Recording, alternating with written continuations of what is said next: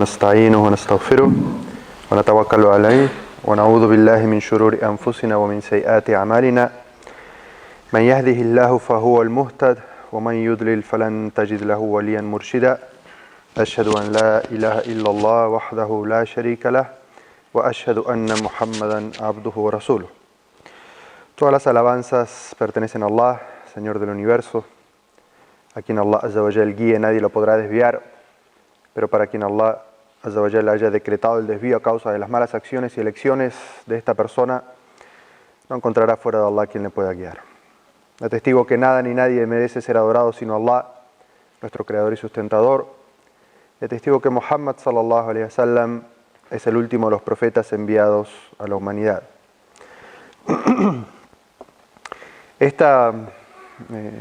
Comenzar esta charla, esta conferencia con ustedes, primero agradeciendo a la asociación JMM de Barcelona por invitarme a compartir este momento de reflexión, que es un momento de reflexión para todos, empezando por mí mismo, en la cual en esta primera intento reflexionar un poco sobre cuál es nuestro papel, nuestra identidad, viviendo aquí, en este lugar donde vivimos en Occidente, y hacer como una nueva lectura o una relectura de algunos hadices, que son hadices conocidos, que todos ustedes conocen. Creo que no vamos a tratar ningún tema nuevo, pero sí analizarlo desde otra óptica para ver cómo aplicamos esos hadices que los leemos muchas veces, pero quizás no entendemos cómo aplicarlos en la vida del día a día. La próxima.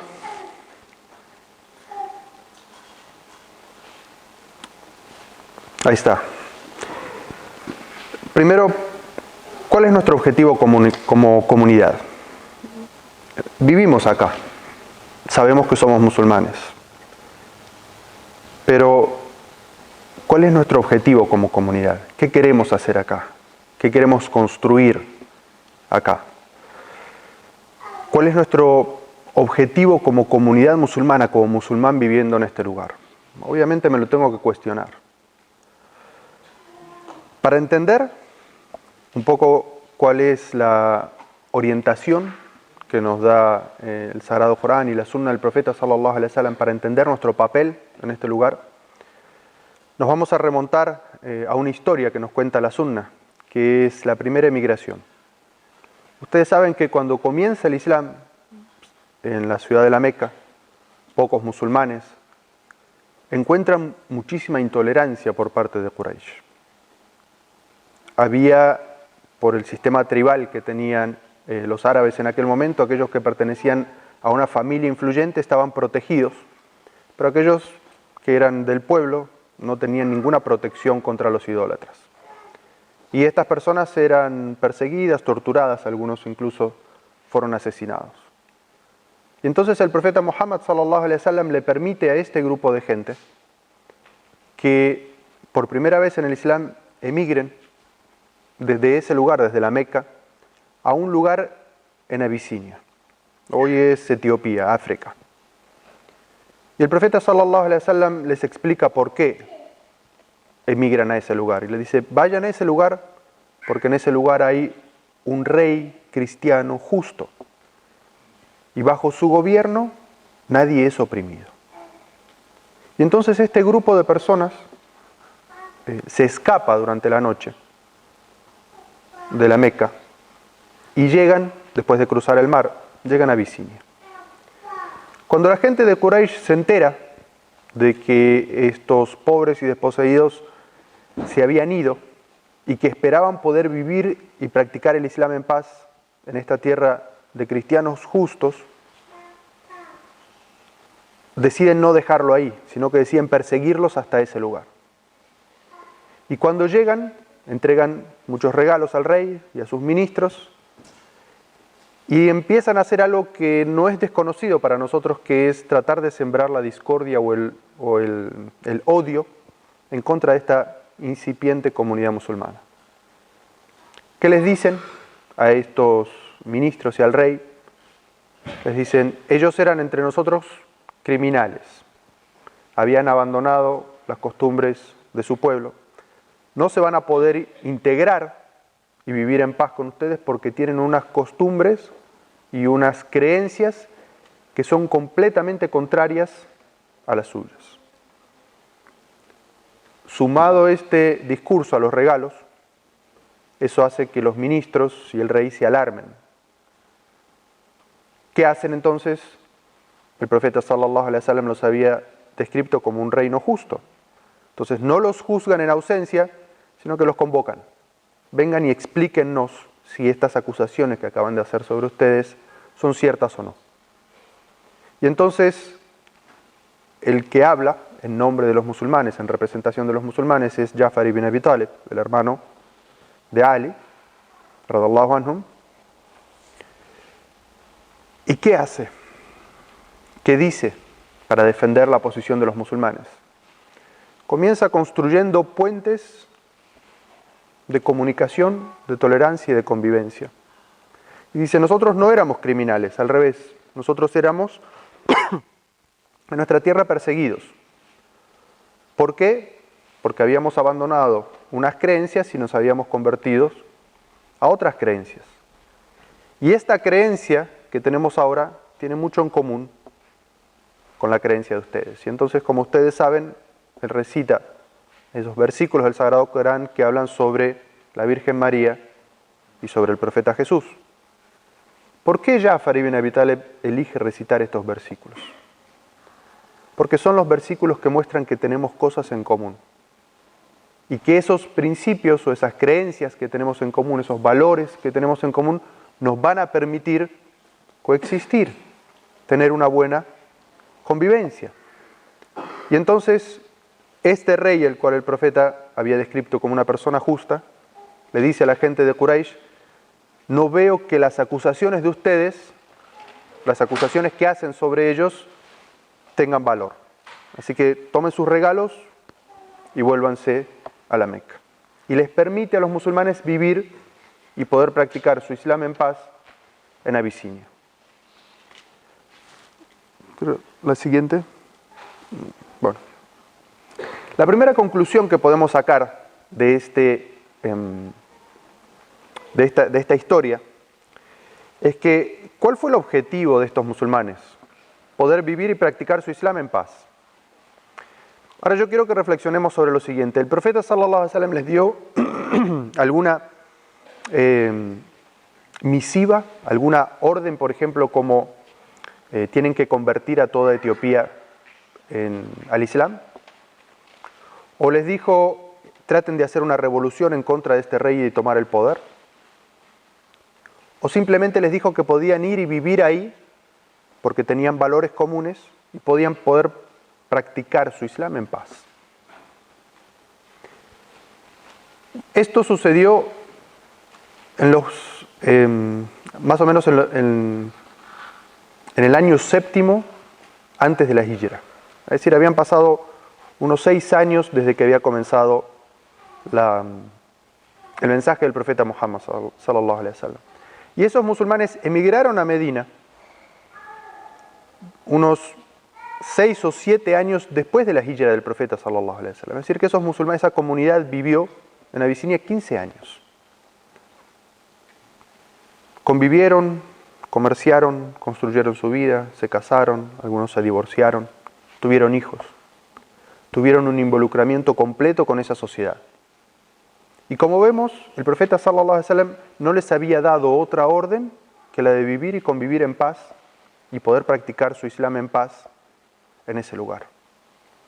Entonces, la primera conclusión que nosotros sacamos es de que es completamente permitido y nunca debemos tener esa contradicción en nosotros mismos, de que se puede ser musulmán y vivir y tener un objetivo lícito de vivir como musulmanes en un lugar donde el gobierno no es musulmán.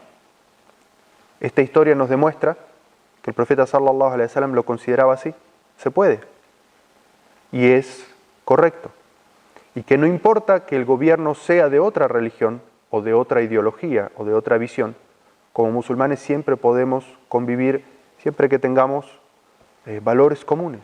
Y evidentemente en esta sociedad los valores se construyen a través de toda la sociedad de la cual, como estos musulmanes, nosotros somos parte.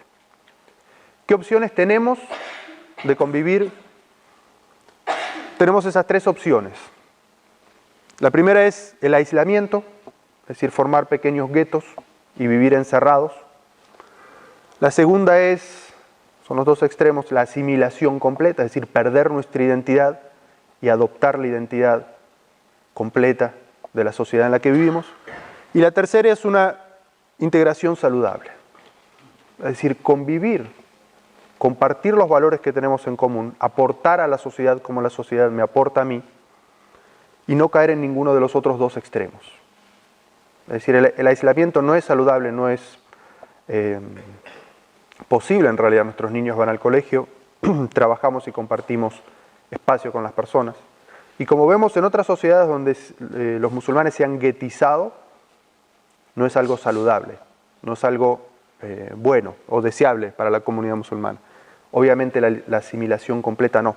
Nosotros tenemos el deber islámico de tener una identidad islámica fuerte y saber que esa identidad islámica fuerte no tiene por qué chocar con el hecho de vivir y convivir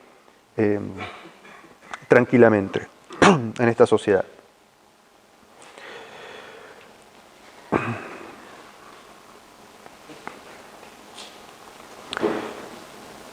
Un tema muy importante sobre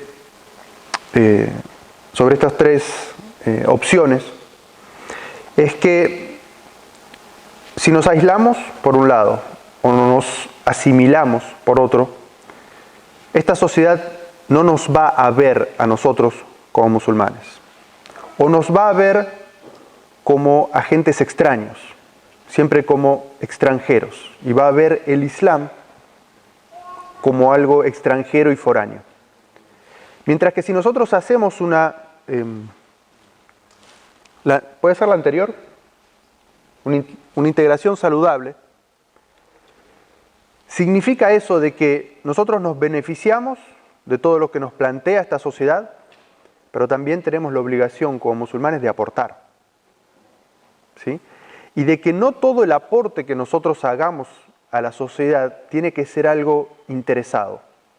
Y me refiero con interesado a que a veces los musulmanes pensamos que todo lo que hacemos en colaboración con la sociedad tiene que tener por detrás el objetivo de hacer da'wah o de convertir. Y entonces, obviamente, va a haber espacios en los cuales no vamos a poder compartir, porque la sociedad va a pensar que nosotros tenemos un interés siempre por detrás, que no es algo honesto. Y les doy un ejemplo.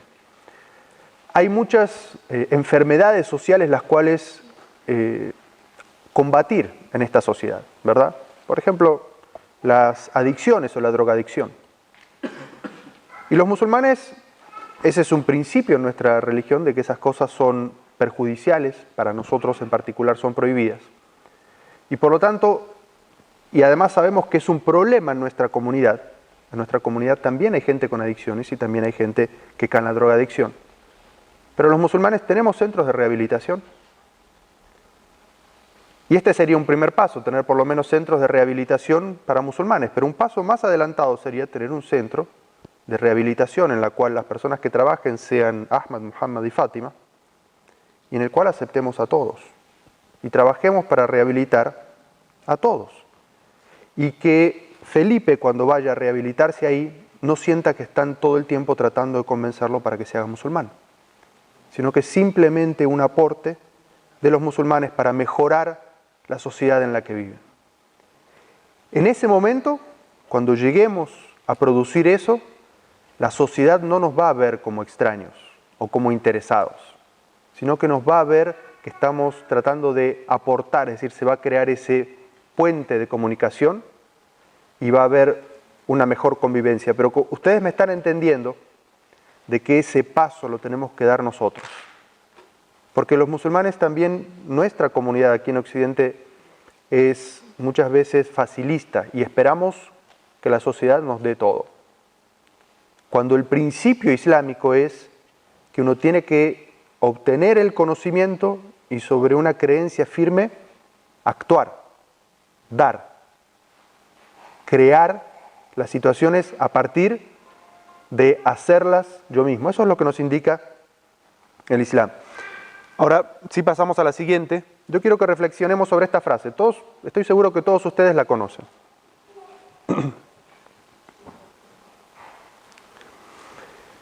Ustedes saben que cuando le llega la revelación al profeta sallallahu alaihi wasallam, él se asusta y vuelve corriendo a su casa y lo abraza su amada esposa Hadilla. Y Hadilla le dice al profeta sallallahu alaihi wasallam cuando él le muestra su miedo, le dice estas palabras. Le dice: no temas, Allah no te humillaría jamás, no te dejaría desamparado, pues tú tratas con respeto a los parientes, siempre hablas con la verdad, asistes a los más débiles, ayudas a los pobres, honras a tus huéspedes y defiendes la verdad. Todos conocemos estas palabras hermosas que hablan del concepto hermoso que tenía una esposa de su esposo. Pero yo quiero que miremos esto desde la óptica de cuándo Hadilla le dice esto al profeta sallallahu alaihi wasallam. Cuando acaba de comenzar la revelación. Y todos entendemos de esta frase las virtudes de las obras y que nosotros como musulmanes debemos practicarlas. Pero ¿quiénes eran el objeto de estas grandes virtudes del profeta Muhammad sallallahu alaihi wasallam? Eran no musulmanes antes del Islam. Entonces, nosotros leemos estas palabras y nos inspira a nosotros a ser musulmanes y generalmente dirigir estas buenas acciones a musulmanes. Siempre vemos nuestro valor moral así. Pero Hadilla está diciendo al profeta Muhammad sallallahu alaihi wasallam que Allah no lo va a abandonar. ¿Por qué? Porque él hacía estas buenas obras desinteresadamente con la sociedad en la que vivía. Todos sabemos el tipo de sociedad en la cual vivía el profeta sallallahu alaihi wasallam, que no dista mucho de esta sociedad. Y también sabemos que el profeta sallallahu alaihi wasallam tenía conflictos en convivir con esa sociedad y por eso se retiraba a las montañas a meditar. Pero así todo, el profeta sallallahu alaihi wasallam tenía este comportamiento con la gente de su comunidad. Entonces, así como esta esposa que amaba mucho a su esposo, tenía este concepto de él como ser humano, quiera Allah Azza wa Jal que nosotros podamos desarrollar estas virtudes y darlas a la sociedad en general de tal manera que cuando una persona le pregunten sobre un musulmán los describa así. Esta frase nos tiene que inspirar a nosotros a que la gente nos reconozca así, que un musulmán es así, que un musulmán nunca deja desamparado, que un musulmán trata con respeto a sus parientes, que un musulmán siempre habla con la verdad. Difícil, pero esa tiene que ser nuestra identificación. Que los musulmanes asisten a los más débiles, no solamente a los débiles musulmanes, sino que asisten a los débiles en general, que ayudan a los pobres en general, que honran a los huéspedes en general y que defienden la verdad. Muchas veces los musulmanes nos involucramos solamente con aquellas causas que tienen que ver con nuestra comunidad. Pero qué importante es también que nos involucremos con aquellas causas justas que trascienden los límites de nuestra comunidad. Ahora vamos a comenzamos la siguiente, inshallah, es una relectura de algunos hadices o aleyas del Sagrado Corán que hablan sobre participación, acción. Y yo quiero que los lean de la siguiente manera, porque ustedes van a ver que todos estos versículos del Sagrado Corán y estos hadices del profeta sallallahu alaihi wasallam no tienen la palabra musulmanes adentro. Son todas virtudes que hablan sobre hacer buenas obras, pero no condicionan que el objetivo de la obra, es decir, el beneficiado de la obra, sea un musulmán, sino que son hadices generales. Pero nosotros generalmente leemos estos hadices e interpretamos como que tenemos que hacer estas buenas obras y que el beneficiario siempre tiene que estar dentro de los límites de nuestra comunidad. Cuando vamos a ver de que todos estos hadices son generales. Hablan sobre hacer el bien a todas las personas. El primero de estos es, permiso.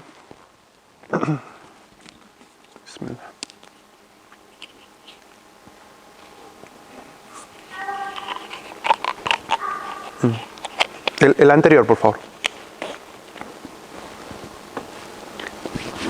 El primero es que los musulmanes debemos participar en organizaciones que defienden derechos humanos.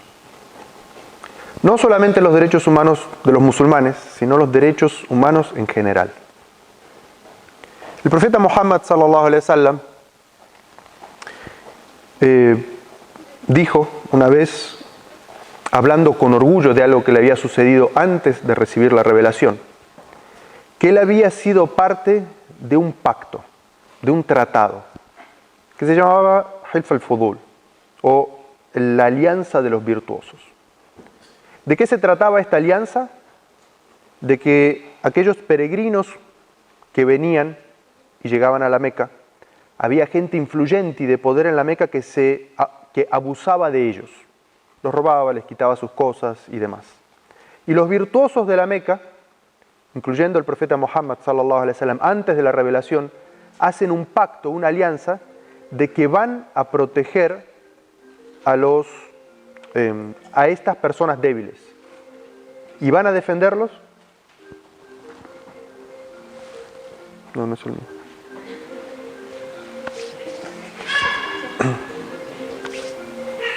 Generalmente la policía me llama a esta hora, mi Ministerio del Interior, como le llaman.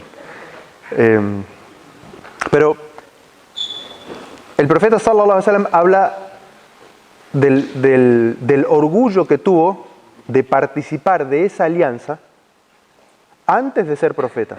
Y esta alianza, ¿qué era? Defender los derechos de los débiles en una sociedad. ¿Enfrentándose contra quién? Contra los abusos de los poderosos. Y el profeta sallallahu alaihi wasallam termina esta historia diciendo: si hoy me invitaran a formar parte de una alianza como esta, lo haría gustoso. Si el profeta sallallahu alaihi wasallam dijo: así como me siento orgulloso de esa obra que hice antes de ser musulmán, si hoy me invitaran a una alianza similar, estaría orgulloso de participar. Si algo así hacía orgulloso el profeta sallallahu alaihi wasallam, entonces eso es algo que tenemos que aprender de él. Eso es de la sunna del profeta sallallahu alaihi wasallam, que los musulmanes nos involucremos en aquellas asociaciones o organizaciones que defienden los derechos de los más débiles en la sociedad. Entonces todos conocemos esta historia, pero lo que tenemos que entender de esta historia es de que no debemos hacer estas organizaciones solamente para defender nuestros derechos dentro de nuestra comunidad, sino que tenemos que participar en organizaciones que son generales, como este pacto, esta alianza que era entre musulmanes y no musulmanes, para defender los derechos de todos.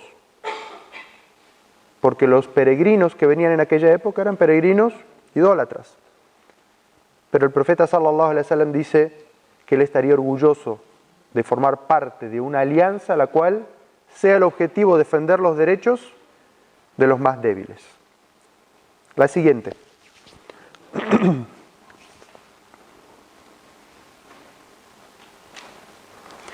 Participar en organizaciones ambientalistas. La sunna tiene enorme cantidad de hadices en los cuales el profeta sallallahu alaihi wasallam habla sobre principios, los cuales quizás Occidente habla a partir de los últimos 50 años. La preservación del agua, del origen del agua, el medio ambiente, la ecología, el desarrollo sustentable. De todos estos principios, el profeta sallallahu alaihi wasallam habló con otras palabras, pero los expresó en significados en gran cantidad de hadices. Y entonces, si compartimos el objetivo, entonces, ¿por qué no vamos a participar en organizaciones que tienen como objetivo preservar el medio ambiente, trabajar por la ecología? Y vuelvo a decir, el objetivo de esto no es infiltrarse en esa organización y hacer da'wah. El objetivo es que vean que un musulmán tiene esos principios, comparte esos principios y trabaja por el bien de la sociedad en general. En ese momento va a haber, como se dice, un clic. Un musulmán con identidad de musulmán. No hace falta transgredir mis principios islámicos, no hace falta perder mi identidad de musulmán para trabajar por el medio ambiente, para tratar de preservar el medio ambiente. Y hay muchas causas ecológicas. Por ejemplo, el profeta sallallahu alaihi wasallam, hablando sobre esto, dijo: los musulmanes deben compartir de manera igualitaria 3 cosas: el agua, las pasturas y la leña. Con esto el profeta sallallahu alaihi wasallam estaba... vale la pena decir que los comunistas utilizaron este hadiz para decir que el Islam tiene principios comunistas, ¿no es cierto? Y los comunistas, como ustedes saben, invadieron... ¿Dije algo malo? ¿Ah? Los comunistas invadieron muchos países islámicos y utilizaban estos hadices para decir que estaban justificados ellos a través de la sunna, pero lo que está diciendo este hadiz del profeta sallallahu alaihi wasallam es una causa ecológica, y es que todas las personas tienen derecho al acceso. Ustedes saben que también hay organizaciones con algunos intereses que tratan de que solamente los que puedan pagar tengan acceso al agua, solamente los que puedan pagar tengan acceso a los combustibles, solamente los que puedan pagar tengan acceso a los alimentos. Pero nuestro principio islámico es que las fuentes de agua, de alimento y de combustibles deben preservarse, utilizarse con equidad para que todas las personas tengan derecho al acceso. Y como musulmanes debemos participar activamente en organizaciones que defiendan estos principios, porque nuestro principio islámico lo defiende. La siguiente. La que sigue, por favor. Una más. Participar en organizaciones por los derechos de los animales. Hay muchas organizaciones últimamente sobre esto. Y todos conocemos los hadices. ¿Cuántas veces los hemos leído en libros como por ejemplo Riyadus Salihin o escuchado en las jutbas? Una persona que iba sedienta por el desierto, muy sedienta, encuentra un pozo de agua, tiene que bajar al pozo de agua, toma agua y cuando sube encuentra un perro lamiendo la tierra, la arena de la sed que tenía. Y entonces esta persona dice: este perro tiene tanta sed como yo tenía. Y entonces vuelve a descender a lo profundo del pozo de agua, toma agua en su zapato o en su bota, la sube y le da de beber al perro. Y el profeta sallallahu alaihi wasallam dice que Allah azza wa jal, por este acto de bondad con este animal, le perdonó todas sus faltas. Y entonces, cuando el profeta sallallahu alaihi wasallam estaba contando esta historia, los sahabas se sorprenden. Era un concepto nuevo. Y le dice: mensajero de Allah, ¿acaso vamos a obtener recompensa espiritual del ájera por la bondad que le hagamos a los animales? Acuerden que el profeta sallallahu alaihi wasallam vivía en un contexto del desierto. Muchos de los que lo escuchaban al profeta sallallahu alaihi wasallam eran beduinos. Este concepto del buen trato al animal no estaba muy presente. O sea, ¿acaso vamos a tener o ganarnos el paraíso, obtener hasanat, por hacerle el bien a un animal? Y el profeta sallallahu alaihi wasallam dice: por el bien que le hagan a todo ser vivo, hay una recompensa a Allah. Es decir, no solamente al musulmán, al ser humano, sino a todo ser vivo, todo acto de bondad que le hagan a un ser vivo, obtienen por ello una recompensa del ájira. Es decir, nos ganamos el paraíso. En este hadiz el profeta sallallahu alaihi wasallam dice que esta persona obtuvo el perdón completo de todos sus pecados. ¿A causa de qué? de hacerle el bien a un animal. Y todos ustedes conocen aquel otro hadiz de aquella mujer que se gana el infierno a causa de maltratar a un animal. Entonces, este hadiz que todos ustedes conocen nos da una relectura de que todas esas organizaciones que trabajan por los derechos de los animales, los musulmanes también deberíamos participar. Porque nuestros principios islámicos nos llaman a eso. Contra la siguiente, por favor.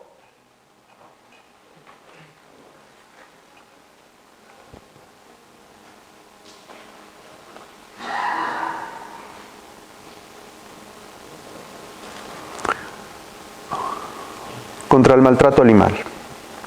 Es decir, hay organizaciones que trabajan por el bienestar animal y otras organizaciones que trabajan contra el maltrato a los animales. Y en esas organizaciones los musulmanes también tenemos que trabajar activamente. Hadices que hablen sobre cómo el profeta sallallahu alaihi wasallam defendía los derechos de los animales. Hay un hadiz en el cual el profeta sallallahu alaihi wasallam ingresa a una hacienda, a una finca, a un jardín, donde había un camello. Y cuando el camello ve al profeta sallallahu alaihi wasallam, se pone a hacer ruidos y a llorar y a llamarlo al profeta sallallahu alaihi wasallam. Y el profeta se acerca al camello, le toca la cabeza y como si lo escuchara. Y empieza a decir, ¿quién es el dueño? ¿Quién es el dueño de este camello? Y aparece uno de los sahabas, de los compañeros del profeta, y le dice, yo soy el dueño. Y le dice, teme a Allah. Teme a Allah, ¿es que acaso no tienes temor de Allah con este animal? Él se ha quejado conmigo de que tú lo haces pasar hambre y lo fatigas en exceso en el trabajo. Son animales de trabajo, pero incluso esos animales de trabajo tienen sus derechos. No pueden ser exigidos más allá de un límite y se les debe alimentar correctamente. El profeta sallallahu alaihi wasallam, cuando le habla y le dice, ¿es que acaso no tienes temor de Allah? Y que cuando está la palabra temor de Allah en el contexto del Corán y de la Sunna se refiere al respeto de los límites que Allah azza wa jalla pone. Le está diciendo que esta persona, al maltratar el animal, está excediendo los límites que Allah azza wa jalla puso. Es decir, está cometiendo un pecado, una falta, algo que tiene un resultado negativo en su vida, en el ájera, es decir, una condena espiritual. ¿Por qué? Por maltratar a un animal. Y estoy seguro que todos ustedes habían leído esta historia, pero la habíamos leído con esa lectura. Que debemos hacer algo en esta sociedad en la que estamos trabajando en organizaciones que se dedican a proteger a los animales del maltrato. La siguiente.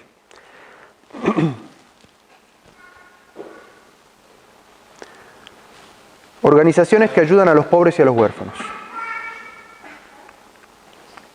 Siempre pensamos en los pobres y en los huérfanos musulmanes, ¿verdad? Pero no es así. Nosotros vivimos en una sociedad que nos beneficia de muchas maneras. Y tenemos que devolver ese beneficio, ese favor que la sociedad nos hace, ayudando a todas las personas que tienen necesidades en esa sociedad, no solamente a los musulmanes. Y ayer cuando hablábamos, ayer estaba en una mezquita hablando sobre el tema del dua, y decía que a veces los musulmanes somos tacaños en nuestros objetivos y en el dua que hacemos. Y cuando hacemos dua, o cuando trabajamos por alguna causa, concentramos nuestro dua, nuestros objetivos en los pobres musulmanes y los huérfanos musulmanes. Y hay otros pobres y otros huérfanos por los cuales deberíamos trabajar, que no son musulmanes, y a los cuales, como vimos, el profeta sallallahu alaihi wasallam trataba de beneficiar de manera general. En este versículo del Sagrado Corán, que está en la anterior, por favor,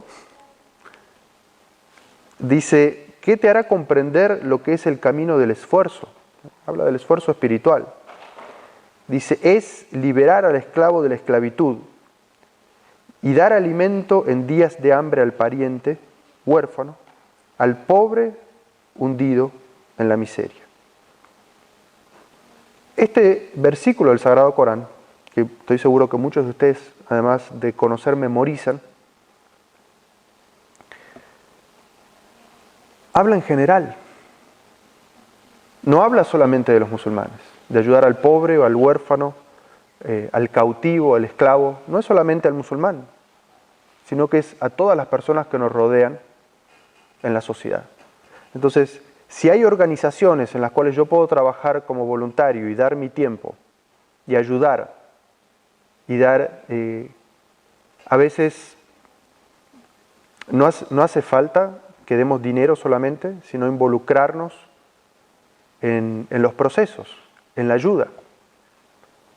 Recuerdo un hadiz, me corrige aquí nuestro experto en hadiz, si es auténtico o no, en el cual el profeta sallallahu alaihi wasallam dijo, vino un sahabi y le dice que su corazón estaba duro. Y el profeta sallallahu alaihi wasallam le dice, le da como remedio, es decir, ¿quieres ablandar tu corazón? Pasa tu mano sobre la cabeza de un huérfano. Es decir, hazle una demostración de cariño, de solidaridad a un huérfano.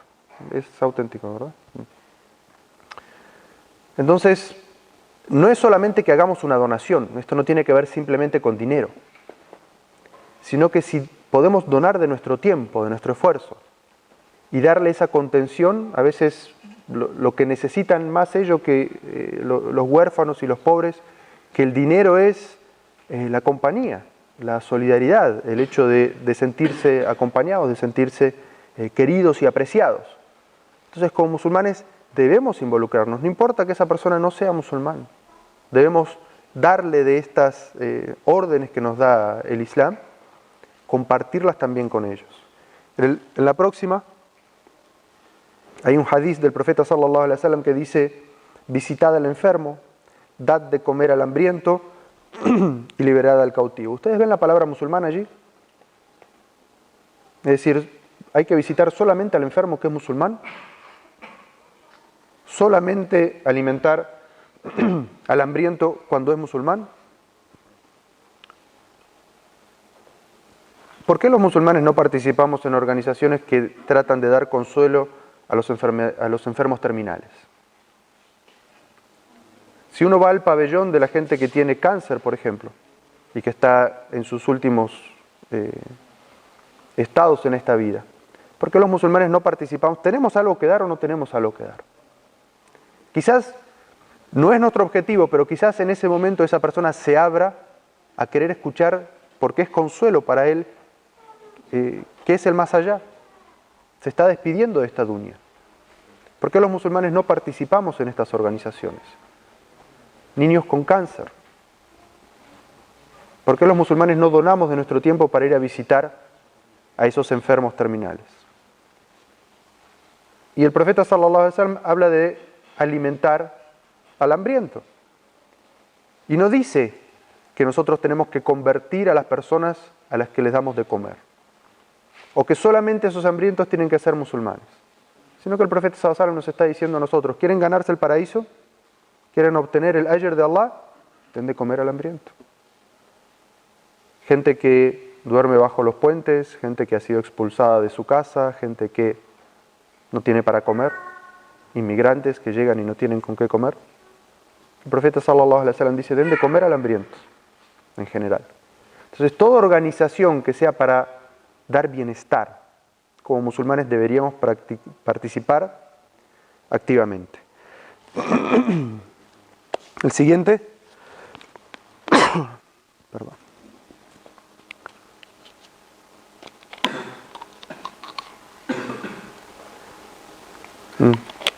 El anterior, por favor.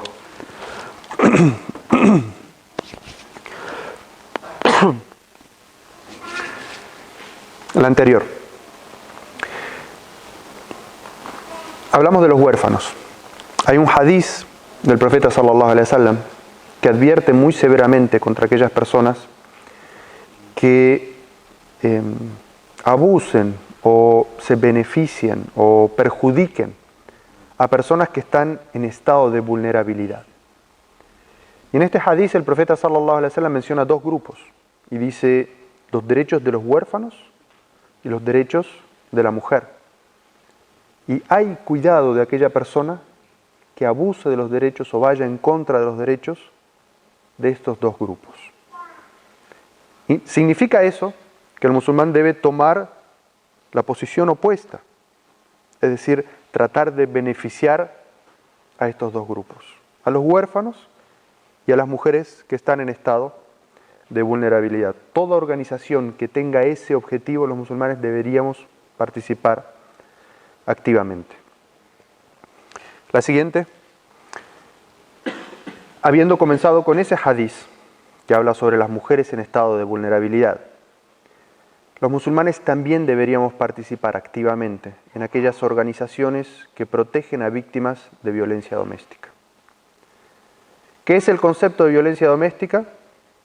Golpes, insultos, humillaciones, menosprecios, amenazas, humillación, aislamiento. Todo eso es violencia intrafamiliar o violencia doméstica. Alguno de estos descripciones que yo hice, ¿el Islam nos ordena hacerlas? ¿Nos ordena humillar adentro de la familia, a nuestra esposa o a nuestros hijos? ¿O golpear a nuestra esposa o a nuestros hijos? No, evidentemente las víctimas de la violencia doméstica o intrafamiliar, el Islam nos ordena ayudarlas. Entonces, toda organización que trabaje para defender estos derechos, defender a las víctimas de violencia intrafamiliar, los musulmanes deberíamos trabajar activamente dentro de ellas, por dos causas. La primera es porque tenemos que reconocer que esta problemática existe en nuestra comunidad. Algunas personas, cuando le dicen que existe el concepto de la violencia doméstica, le muestran una foto de una mujer con un ojo morado. Dice, no, el Islam defiende los derechos de la mujer. Y están comparando dos cosas que no se pueden comparar. Están comparando la realidad con el ideal. Nuestra revelación sí nos ordena defender los derechos de la mujer o de todos los integrantes de la familia, porque niños y hombres también son víctimas de violencia intrafamiliar. Pero lo están comparando con la realidad. Y así como hay musulmanes o musulmanas que fuman, que toman, que tienen relaciones por fuera del matrimonio, también existen musulmanes que son victimarios de violencia intrafamiliar. Hay musulmanas con un ojo morado, hay niños musulmanes con un ojo morado. ¿Esto es permitido en el Islam? No es permitido en el Islam. Entonces, si tenemos esta problemática y tenemos que reconocer que existe, lo peor que podemos hacer como comunidad musulmana es ser avestruces, esconder la cabeza debajo de la tierra y decir, el Islam es perfecto y esos problemas no los tenemos. No es así. Yo tristemente recibo llamadas telefónicas, mensajes en el Facebook, mensajes en el WhatsApp, de situaciones de violencia dentro de las familias musulmanas. Ya sea de origen de familias musulmanas o de conversos al Islam. El hecho de que uno se convierta al Islam no significa que se pone la capa del musulmán y se ha transformado completamente, sino que aquellos malos hábitos que teníamos antes de ser musulmanes los seguimos teniendo aunque hayamos dicho la shahada. Entonces, el primer problema el primer punto es que tenemos que reconocer que ese problema existe en nuestra comunidad y por lo tanto uno de los grandes problemas que hay es que estas víctimas de violencia intrafamiliar, cuando van a los albergues o centros de protección de víctimas, lo primero que reciben como mensaje es: el problema es el Islam. Porque en el Islam está, en el entendimiento de la gente, está justificada la violencia. Si entendemos que los musulmanes, la comunidad o la sociedad entiende de manera general de que si los musulmanes somos terroristas y podemos matar por ahí, ¿cómo no le vamos a poder pegar a la mujer y a los niños? Y entonces, cuando se encuentran una mujer golpeada, se encuentra por primera vez con un asistente social o una psicóloga, el primer abordaje que hace la psicóloga es que para poder salir de esa problemática, tiene que salirse del Islam. O tiene que abandonar su identidad de musulmán. Y esto lo digo con toda la experiencia. Entonces, en esta situación, si nosotros no nos involucramos con estas organizaciones para que estas organizaciones entiendan por dentro y con voluntarios que trabajan de que el problema no es el Islam, sino que es que estos musulmanes están haciendo algo que el Islam no ordena, sino que condena. Estamos exponiendo primero a nuestras propias víctimas de violencia a un segundo maltrato cuando van a los albergues de protección de víctimas. Y segundo, los musulmanes siempre hemos sido ordenados de luchar contra las injusticias. Y las injusticias, como en el primer punto que hablamos, no solamente en contra de los musulmanes, sino en contra de toda la sociedad en general. Y entonces, ¿por qué los musulmanes no íbamos a participar en una organización que trata de defender a víctimas de violencia? ¿Por qué los musulmanes no íbamos a ayudar a aquellas mujeres, niños y hombres que son víctimas de violencia? Deberíamos hacerlo. El Islam nos ordena hacer eso. Si nos involucramos y trabajamos desde adentro, vamos a poder cambiar ese concepto de que los musulmanes no luchan contra la violencia intrafamiliar. ¿Por qué? Porque está permitida. Los hogares musulmanes pueden ser hogares violentos, según el entendimiento de ellos. Y de esa manera no ayudamos a mujeres que son víctimas, o niños o hombres que son víctimas de violencia, sino que además permitimos ese campo en el cual, cuando llega un musulmán a esos centros, lo primero que es atacado es su creencia. Y en esos, créanme, en esos momentos de trauma y de necesidad, muchas personas absorben ese concepto. De que si quieren dejar de ser víctimas de violencia, lo primero que tienen que sacrificar, ¿qué es? Su religión, porque su religión es la que lo permite. Entonces, si nosotros no trabajamos en estas organizaciones, no vamos a poder cambiar este concepto. Y sepan que el profeta sallallahu alaihi wasallam fue muy enfático en condenar la violencia dentro del hogar. Hay muchos hadices en los cuales el profeta sallallahu alaihi wasallam habla sobre que es prohibido pegar dentro del hogar. Y muchas mujeres fueron y se quejaron porque era, así como es una práctica común, una enfermedad común en esta época, también lo era en aquella época. Y iban al profeta sallallahu alaihi wasallam y le decían, mi marido me pega. ¿Y acaso el profeta sallallahu alaihi wasallam le decía, como algunos imames hacen hoy, tenga paciencia, vaya y no lo haga enojar? ¿Ustedes conocen algún hadiz así? Yo no lo conozco. Lamentablemente, y lo digo, yo egresé de una universidad islámica, yo no estaba ni psicológica ni emocionalmente preparado, ni tenía los argumentos cuando vino una mujer y me dijo, mi esposo me pega. No sabía qué hacer, yo no sabía qué hacer. Nuestros imames no están preparados para eso. Yo entiendo que los musulmanes siempre recurrimos a los imames cuando queremos saber si algo está permitido o no en nuestra religión. Y en estos casos, en la actualidad, lamentablemente, y lo tengo que decir, es que nuestros imames no están preparados y generalmente el discurso que dan es ese: tenga paciencia, no lo haga enojar y vuelva a su casa. Y quienes entienden de violencia dentro del hogar saben que eso es muy peligroso.